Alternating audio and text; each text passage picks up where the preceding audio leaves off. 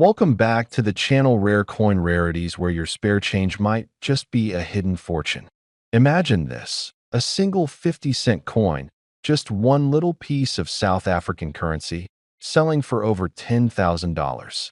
That's right, a coin that many of us would casually toss into our pockets or leave buried in a drawer is now considered one of the most coveted rarities in the world of African numismatics.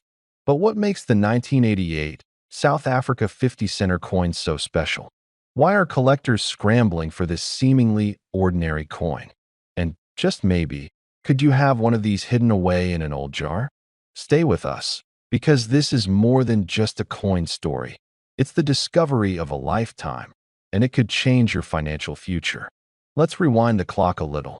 Back in the 1980s, the South African 50-cent coin was a familiar sight.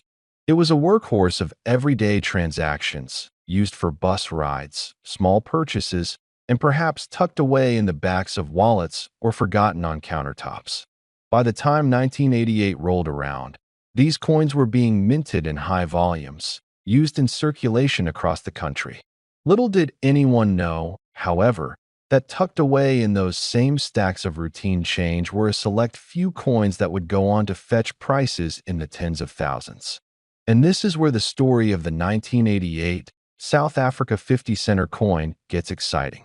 At first glance, it looks just like any other coin in your pocket. Reverse side, the iconic South African coat of arms, flanked by the country's name in both English and Afrikaans.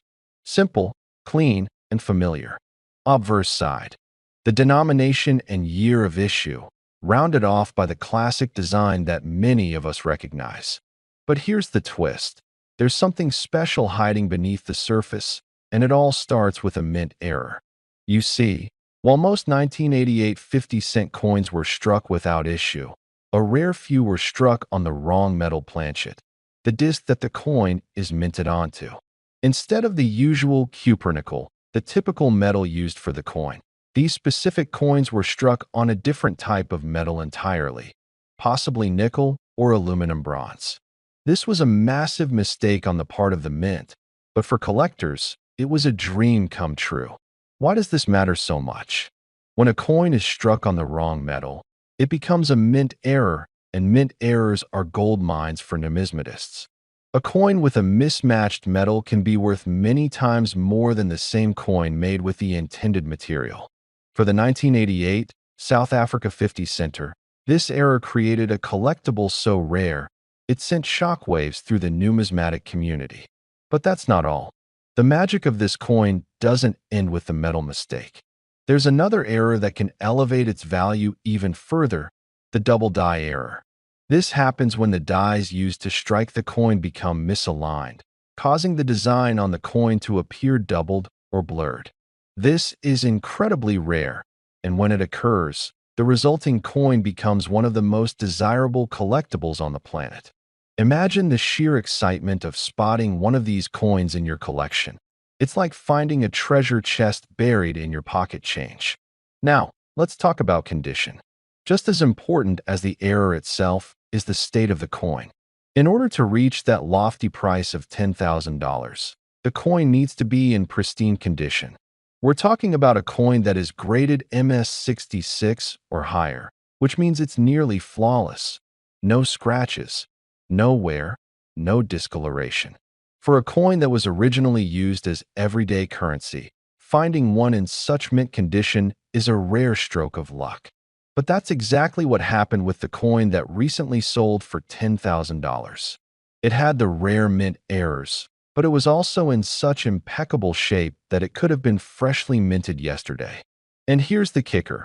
When coins like this sell for astronomical sums, counterfeits and fakes are never far behind. So how do you make sure you're not being duped into buying a replica instead of a rare treasure?